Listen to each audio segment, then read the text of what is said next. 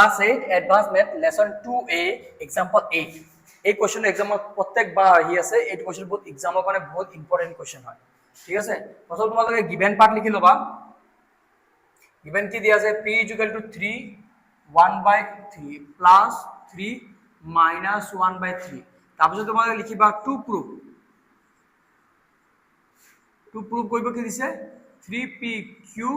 minus 9p = 10 আচ্ছা তুমি সাবাতে proof হলে সাবাতে কিউব আছে যদি স্কয়ার থাকিলে হেতেন গিভেন পার্টকে আমি স্কয়ারিং বোথ সাইড করিলো হেতেন কিন্তু ইয়াত কিউব আছে বলি কিউবিক বোথ সাইড করিম आंसर আহি যাব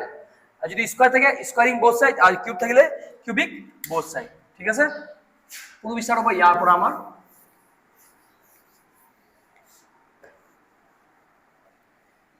ঠিক আছে এটো থাকক এটো আমাক মিলাই যাব লাগিব তো থাকক আচ্ছা ইয়ার পর তোমালোকে একটা প্রুফ লিখিবা এই লাইনটো লিখি লিবা given part to squaring sorry cubic both side কি করিবা কিউবিক করিবা both side cubic both side এফালো কিউব করিবা আর এফালো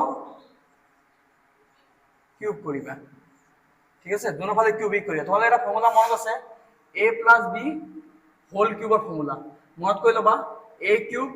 + b³ + 3 a স্কয়ার করিবা বিয়োগ না লাগে এবার a স্কয়ার করব দরকার নাই বিয়োগ স্কয়ার করিবা তারপর কি করে a³ + b³ ইয়া তো 3 আছে ইয়া তো 3 আছে 3 কমন ইয়া তো a আর দুটা আছে ইয়া a এটা আছে a কমন ইয়াত b এটা আছে ইয়াত b দুটা আছে b কমন থাকিলে কি ইয়াত a দুটা আসলে বলি এটা থাকি গল আর ইয়াত b দুটা আসলে বলি এটা b থাকি গল এটো আমার ফর্মুলা হয় এই সেম ফর্মুলা ইয়াত ইউজ হবে p³ এটো ধৰি লোৱা a ধৰি লোৱা এটো b ধৰি লোৱা এনেকা ধৰি লবা a³ + b³ ঠিক আছে এটো তুমি নিজৰ হেল্পৰ কাৰণে হৰহৰকে লিখি লবা a³ লিখিলো a³ লিখিলো তাৰ পিছত কি হ'ব b³ a³ লিখি ললো আৰু b³ লিখি ললো তাৰ পিছত কি লিখা হৈছে +3 a স্কয়াৰ কৰিবা এটো a হয় তোমাৰ কাৰণে মনত হ'ব এটো তোমাৰ কাৰণে a হয় আৰু বিয়োগ স্কয়াৰ কৰিব দৰকাৰ নাই সাথে বিয়োগৰ আগত মাইনাস সাইন আছে চাবা এবাৰ বিয়োগ স্কয়াৰ কৰিব দরকার নাই কিন্তু এবার বিয়োগ স্কয়ার করিবা ঠিক আছে এই নিয়মটো এই ফর্মুলা সেম ফর্মুলা ঠিক আছে ইয়াৰ লগে চাই লোৱা ভালকে এনেকৈ কৰিব লাগিব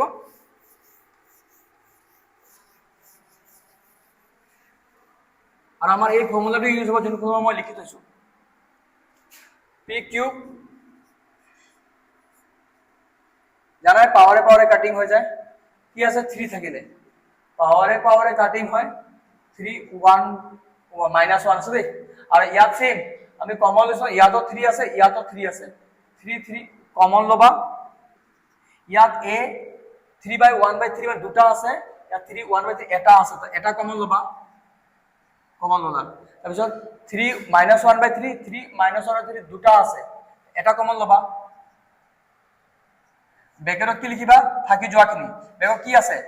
একদম সেম নিয়ম কি থাকি গল a + b থাকি গল a + b থাকি যাব মানে কি থাকি গল ইয়া দুটা আসলে না এটা থাকি গল 3 1/3 ইয়া থাকি গল প্লাস 3 1 - 3 এটো থাকি গল ঠিক আছে চাই লবা কি থাকি গল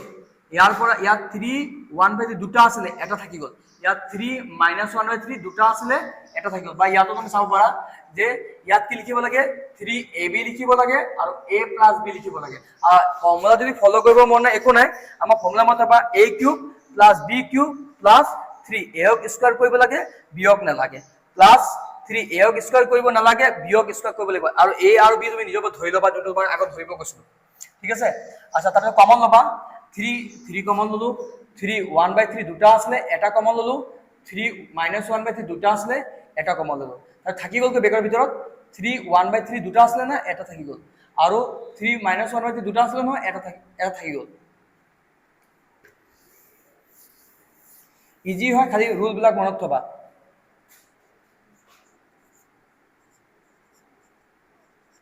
আৰু পাওয়ারে যদি মাইনাস সাইন থাকে নহয় এটো রেসিপ্রোকাল হয় এই 1 টু উপরে যাব গৈ আর 3 টু তলত আহি যাব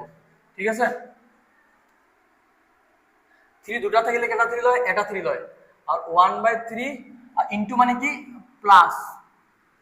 এইটো এক্সপোনেনশিয়েল ফৰ্মুলা হয়, দুটা 3 থাকিলে এটা 3 লয় আৰু 1/3 ইনটু মানে প্লাস মাইনাস 1/3। আচ্ছা ইয়াত কি লিখিবা, ইয়াত তোমাৰ চোৱা গিভেন পাৰ্টতে লিখাই আছে, গিভেন পাৰ্টত কি লিখা আছে 1/3 প্লাস 3 1/3 কিমান দিয়া আছে p দিয়া আছে, কোৱেশ্চনত চাই লবা ইয়াৰ মানে কি দিয়া আছে p দিয়া আছে, তুমি কোৱেশ্চনত চাই লব পাৰিবা বা গিভেন পাৰ্ট চাই লবা এইটো p দিয়া আছে, আমি ইয়াত p লিখিম আৰু 1/3 মাইনাস 1/3 কাটিব পাৰিবা, লিখি যোৱা এতিয়া বৰ্তমান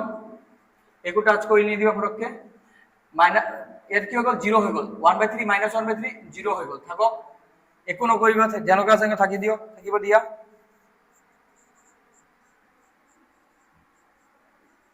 যিকোনো নম্বৰ বা 0 থাকে তাৰ ভ্যালু 1 হয়, এতিয়াও থাকিব দিয়া একো নকৰিবা, উল্টা পুল্টা কৰিলে মেথছখিনি ভুল হৈ যায়।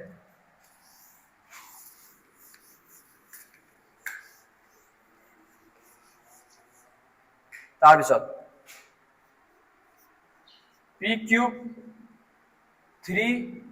স্কয়ার আছে ইকুয়াল আছে ইয়াত 3 1/3 3 1 যা 3p 3p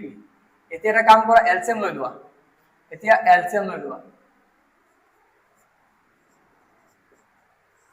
1 3 1 ৰ এলসিএম 3 হয়, 1 3 যা 3 ওপৰৰ লগত ইনটু কৰি লম, 3 1 যা 3 ওপৰৰ লগত ইনটু কৰি লম, 1 3 যা 3 ওপৰৰ লগত ইনটু কৰি লম।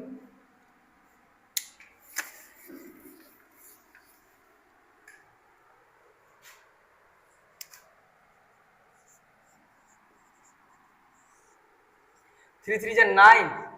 1 1 যা 1 3 3 যা 9 আর লগত কি আছে p আছে 9p, একদম আরাম से কই যাও आंसर নিজে মিলি যাব। 9 প্লাস 1 10 প্লাস 9p, আচ্ছা 10 আৰু 9p তো আমি প্লাস কৰিব নোৱাৰিম কিন্তু লাইক টাৰ্মস নহয় হেকনে ক্ৰস কৰি দিবা, ক্ৰস কৰি দিবা 3 into p 3p কিউব 10 1 যা 10 আর 9p 1 যা 9p, এতিয়া তোমাৰ লাস্ট এন্ডিং হৈ গল হেকনে পূৰ্বৰ লগত মিলাই লবা, পূৰ্বত কি আছে প্ৰথমতে আছে 3p কিউব তাৰপিছত মাইনাস 9p, এই যে প্লাস 10 9p তো এটো আহিলে মাইনাস